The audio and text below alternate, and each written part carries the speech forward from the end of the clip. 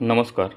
आपण आज सूची क्रमांक 2 किंवा इंडेक्स टू उतारा या उताऱ्यातील प्रत्येक महत्त्वाची माहिती आपण समजून घेणार आहोत.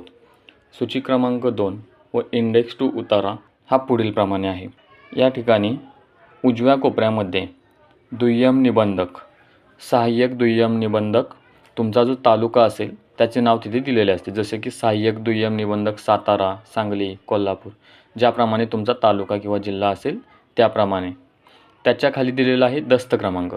त्या ठिकाणी तुमचा दस्ताचा रजिस्ट्रेशन नंबर म्हणजे नोंदणी नंबर आणि ज्या वर्षी तुम्ही दस्त नोंदवला आहे तो नंबर असतो. हे दोन्ही मिळून तुमचा दस्त क्रमांक तयार होतो.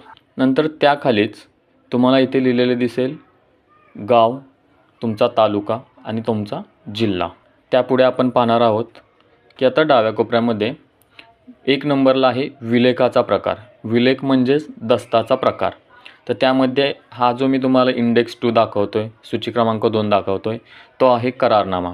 तसेच त्याचे इतर प्रकार कोणते असतात, जसे की खरेदी खत, बक्षीसपत्र, सेल डीड असे असतात. ठीक आहे. त्याच्याखाली 2 नंबरला दिलेला आहे मोबदला.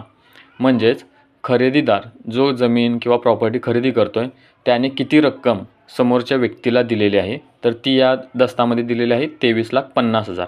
आता या ठिकाणी 2 रक्कम आहेत. 3 नंबरला दिलेला आहे बाजारभाव. तर बाजारभाव नक्की काय? बाजारभाव म्हणजे त्या प्रॉपर्टीची किंवा त्या जमिनीची, त्या फ्लॅटची जी किंमत शासनाने ठरवलेली आहे किंवा तिथल्या बाजारभावाप्रमाणे ठरवलेली आहे ती रक्कम. आणि मोबदला म्हणजे जो आपला व्यवहार झालेला आहे ती रक्कम असते. आपण खाली बघणार आहोत 4 नंबरला आहे भूमापन, पोट हिस्सा व घर क्रमांक असल्यास. म्हणजेच काय, तर तुम्ही जे क्षेत्र, जी प्रॉपर्टी खरेदी करताय किंवा ज्या प्रॉपर्टीबाबत हा पूर्ण व्यवहार आहे त्याची संपूर्ण माहिती.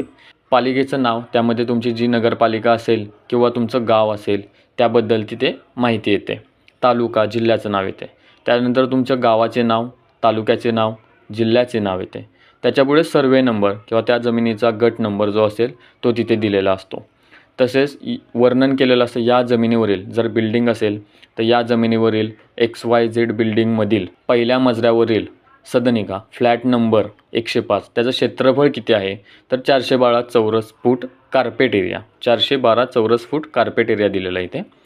अशा पद्धतीनं त्या सर्व प्रॉपर्टीची माहिती तिथे दिलेली असते. त्यानंतर 5 नंबरला आपण बघतोय की क्षेत्रफळ 412 चौरस फूट.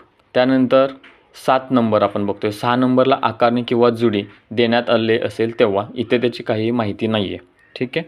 त्यानंतर 7 नंबरला जो आहे दस्तऐवज करून देणाऱ्याचे नाव, म्हणजे जो प्रॉपर्टी विकतोय, ज्याची आत्ता प्रॉपर्टी आहे त्याची माहिती व त्याचं नाव येतं. त्याचा ॲड्रेस, त्याचा पॅन कार्ड नंबर, त्याचा आत्ता तो कुठे राहतो, ती सर्व माहिती त्या ठिकाणी त्याचं दिलेले असते. त्यानंतर 8 नंबरला आपण बघतोय की दस्तऐवज करून घेणाऱ्या पक्षकाराचे नाव, म्हणजेच जो ती जमीन किंवा प्रॉपर्टी खरेदी करतो आहे त्याचे नाव, त्याचं नाव, ॲड्रेस, आत्ता तो कुठे राहतो, त्याचा पॅन कार्ड नंबर अशी माहिती. त्यानंतर 9 नंबरला आपण बघत आहोत दस्तऐवज करून दिल्याचा दिनांक, म्हणजे ज्या दिवशी दस्त तयार केला आहे ती तारीख. आणि 10 नंबरला दिलेला आहे दस्त नोंदणी केल्याचा दिनांक. तर ह्या 2 गोष्टी वेगवेगळ्या आहेत. काही वेळेस दस्त ज्या दिवशी केला आहे त्याच दिवशी दस्त नोंदवला पण जातो, त्यामुळे इथे एकच तारीख दिसत आहे. जर दस्तऐवज करून दिल्याचा दिनांक आणि दस्तऐवज नोंदणी केल्याचा दिनांक काही वेळेस वेगवेगळा सुद्धा असू शकतो. त्यानंतर अनुक्रमांक, खंड व पृष्ठ यामध्ये तुमचा जो दस्त आहे नोंदवलेला आहे त्या दस्ताचा नोंदणी क्रमांक दिलेला आहे. त्याच्याखाली बाजारभावाप्रमाणे मुद्रांक शुल्क. तर हे महत्त्वाचं आहे. मुद्रांक शुल्क म्हणजे स्टॅम्प ड्युटी, जी की तुमची जो व्यवहार झालेला आहे, जो की इथे 23,50,000 रुपयांचा झालेला आहे, त्याच्यावरती 7% जी आत्ता आहे त्याप्रमाणे मी सांगतो आहे. त्याच्यानंतर 13 नंबरला बाजारभावाप्रमाणे नोंदणी शुल्क.